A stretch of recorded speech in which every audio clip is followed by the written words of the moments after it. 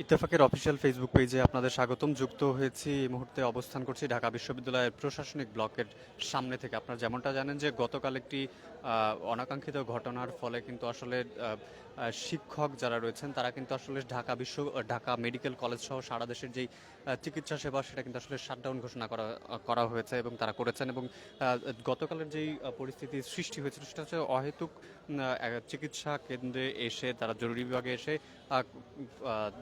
চিকিৎসকদের হতাহতর ঘটনা ঘটে, তাদেরকে পিটিয়েছে এবং আহত করেছে, যার ফলে কিন্তু আসলে আজকে চিকিৎসক যারা রয়েছেন তারা কমপ্লিট শাটডাউন ঘোষণা করেছেন ঢাকা বিশ্ববিদ্যালয় সহ সারা দেশে, যার ফলে এই মুহূর্তে ঢাকা বিশ্ববিদ্যালয়ে কোনো চিকিৎসা কার্যক্রম আসলে পরিচালিত হচ্ছে না। আমি আপনাদের দেখানোর চেষ্টা করছি সরাসরি ঢাকা বিশ্ববিদ্যালয়ের ভেতর থেকে। এই মুহূর্তে আমি অবস্থান করছি ঢাকা বিশ্ববিদ্যালয়ের যেই প্রশাসনিক ভবনটি রয়েছে ঢাকা বিশ্ববিদ্যালয় ঠিক প্রশাসনিক ব্লকের সামনে থেকে। এবং একই সাথে ঢাকা বিশ্ববিদ্যালয়ের যেই চিকিৎসকদের সাথে নার্স যারা রয়েছেন তারাও কিন্তু আসলে একাত্মতা ঘোষণা করে তারাও তাদের দাবি দেওয়া দিয়েছেন। এবং চিকিৎসকরা ৪ দফা দাবি ঘোষণা করেছেন এবং তারা যেমনটা জানাচ্ছেন যে তাদের আসলে সিকিউরিটির যেই সমস্যার যেটা, অর্থাৎ তাদের সিকিউরিটির সমস্যার কারণেই আসলে তারা এই কমপ্লিট শাটডাউন ঘোষণা করেছেন।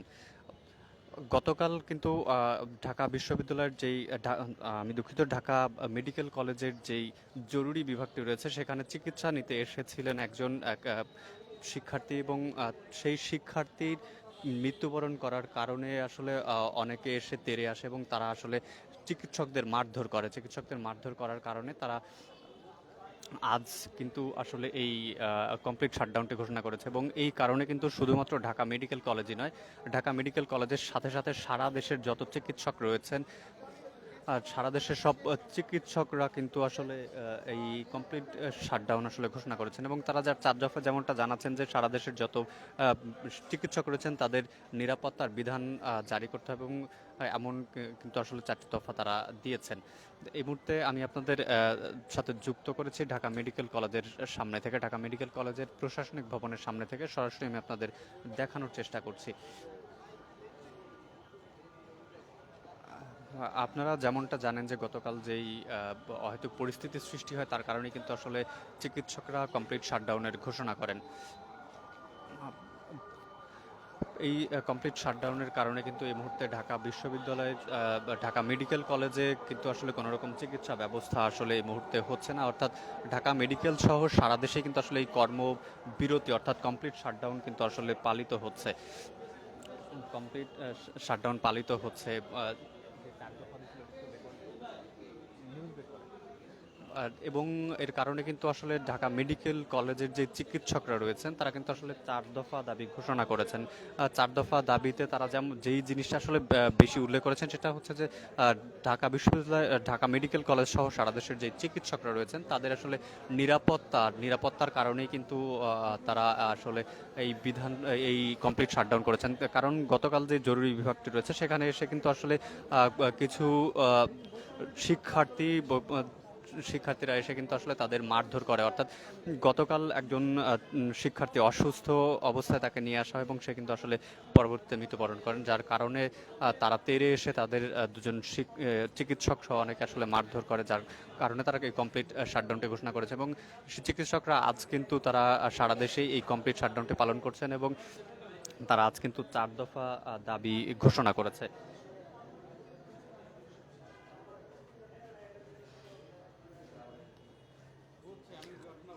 দর্শক, আপনাদের সরাসরি যুক্ত করেছি ইত্তেফাকের অফিসিয়াল ফেসবুক পেজে। এই মুহূর্তে আমি অবস্থান করছি ঢাকা মেডিকেল কলেজের যেই প্রশাসনিক ভবনটি রয়েছে প্রশাসনিক ভবনের ঠিক সামনে।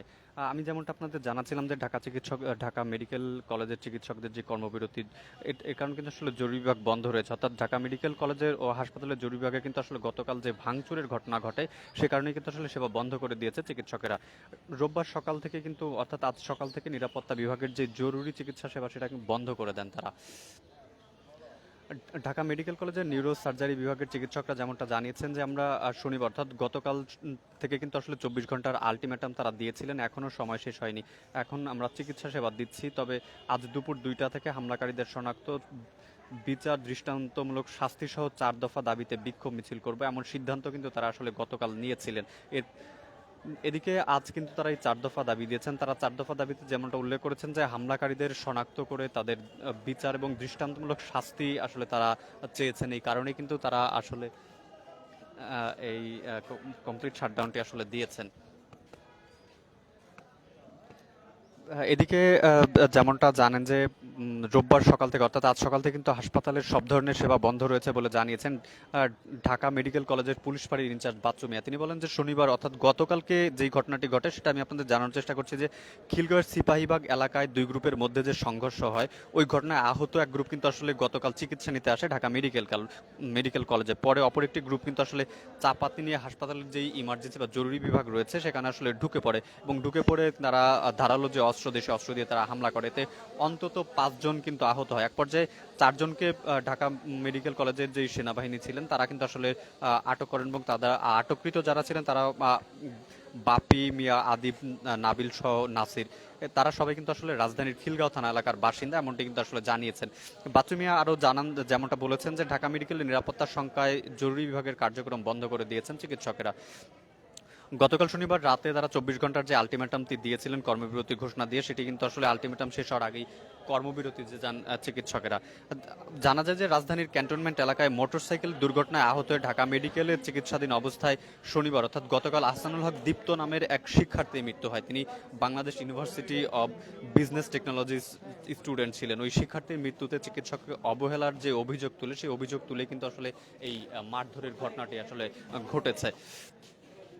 এই ঘটনায় বিকেল থেকে রাত পর্যন্ত অর্থাৎ শনিবার গতকাল বিকেল থেকে রাত পর্যন্ত ঢাকা মেডিকেলের উত্তেজনাকর পরিস্থিতি বিরাজ করছিল। এর আগে চিকিৎসকদের নিরাপত্তার জন্য হাসপাতালে 24 ঘন্টা সেনাবাহিনী মোতায়েন থাকবে বলে জানিয়েছিলেন হাসপাতালের পরিচালক ব্রিগেডিয়ার জেনারেল আসাদুজ্জামানের। পরে কিন্তু আসলে মধ্যরাতে এই অপ্রীতিকর ঘটনা দুটি আসলে ঘটে যায়। আপনারা যেমনটা দেখতে পাচ্ছেন ঢাকা মেডিকেলের আসলে প্রত্যেকটা কেন্দ্র কিন্তু আসলে তালা মেরে রাখা হয়েছে, অর্থাৎ তারা কিন্তু আসলে চিকিৎসা সেবা বন্ধ রেখেছেন এবং শুধুমাত্র ঢাকা মেডিকেল কলেজে নয়, সারা দেশের চিকিৎসা সেবা কিন্তু আসলে কমপ্লিট শাটডাউন ঘোষণা করা হয়েছে।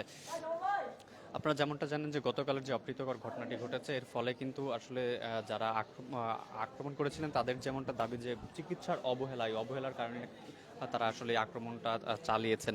এর কারণে কিন্তু আসলে চিকিৎসকদের জরুরি বিভাগে ঢুকে চিকিৎসকদের আসলে মারপিট করা হয়, যার কারণেই কিন্তু এই ঘটনাটি ঘটে এবং এই উদ্বুদ্ধ পরিস্থিতির কারণে কিন্তু ঢাকা মেডিকেল সহ সারা দেশের যেই মেডিকেল বিশ্ববিদ্যালয় সহ অন্যান্য যে কলেজগুলো রয়েছে, মেডিকেল কলেজ সংশ্লিষ্ট যে চিকিৎসা প্রতিষ্ঠানগুলো রয়েছে, সবগুলোতে কিন্তু আসলে চিকিৎসা সেবা কিন্তু আসলে বন্ধ রয়েছে।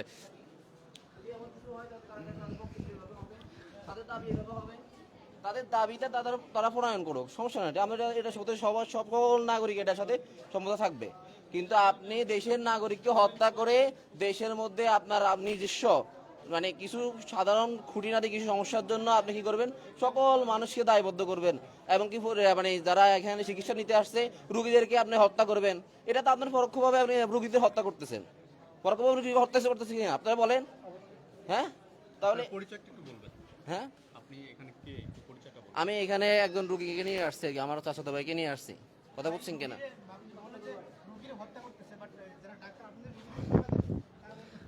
আপনাদের দেখানোর চেষ্টা করছিলাম যে সাধারণ একজন রোগীর সাথে যিনি এসেছেন তিনি তার যে দাবি জানাচ্ছিলেন, আমরা একটু ভেতরে আপনাদের দেখানোর চেষ্টা করি। যদি আপনারা যেমনটা জানেন যে গতকালের যে অপ্রীতিকর ঘটনা ঘটে সে কারণে কিন্তু আসলে কর্মবিরতিতে যান এবং চিকিৎসকরা অনেকেই কিন্তু আসলে আহত হয়েছেন এবং জরুরি চিকিৎসক যারা রয়েছেন তারা কিন্তু আসলে 4 দফা দাবি দিয়েছেন এবং তারা যেমনটা জানিয়েছেন যে তারা আসলে সিকিউরিটি অর্থাৎ নিরাপত্তার সংখ্যায় ভুগছেন, যার কারণেই এবং তারা যারা দোষী তাদের দ্রুত বিচার করে আসলে দ্রুত গ্রেফতার করে দৃষ্টান্তমূলক বিচারের দাবিও কিন্তু তারা আসলে জানিয়েছেন। এবং আপনারা দেখতে পাচ্ছেন সবার পক্ষে এই মুহূর্তে কিন্তু আসলে উদ্বুদ্ধ এই পরিস্থিতি নিয়ে একটি কনফারেন্স চলছে এবং পরবর্তী আপডেট আমরা আপনাদের জানাতে পারবো। দর্শক, এই ছিল ঢাকা মেডিকেল কলেজের সর্বশেষ আপডেট। পরবর্তীতে আপনাদের সাথে সরাসরি যুক্ত হয়ে আবার আমি জানানোর চেষ্টা করব। ঢাকা মেডিকেল কলেজ থেকে মেহেদী হাসান, ইত্তেফাক।